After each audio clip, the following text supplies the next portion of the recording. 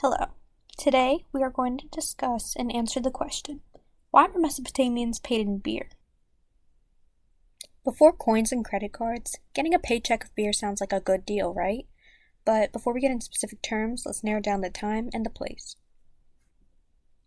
The city-state of Uruk in southern Mesopotamia, around 3000 BC, during what historians generally agree on as the late Uruk period.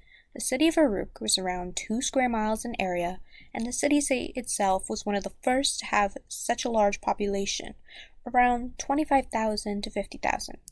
The city had already existed for millennia and had social systems, a social hierarchy, with the king as the head of state and the slaves at the bottom of society. The people of the city were part of the greater Sumerian population, who invented the first writing system. Known as proto-cuneiform, these ancient people weren't writing down their innermost thoughts. Before the first cuneiform tablets, the most well-known being the Epic of Gilgamesh from 300 years after this period, pictographic symbols were mostly used for economic purposes, trade, and systemic purposes.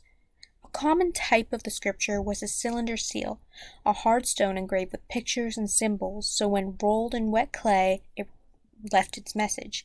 These were often used as a signature to identify property, private property being one of the basis of a financial institution.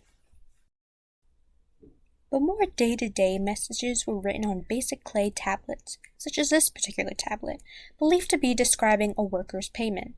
This worker most likely would have been part of the lower class of Mesopotamian society, which comprised of most working people who were not of nobility or of wealth.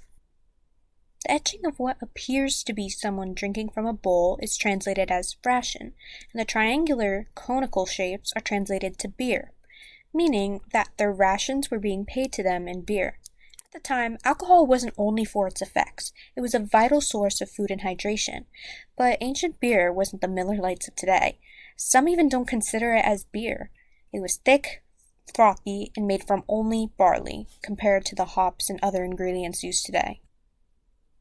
This tablet illustrates that even there was an agreement between an employer and a worker all the way back in 3000 BC.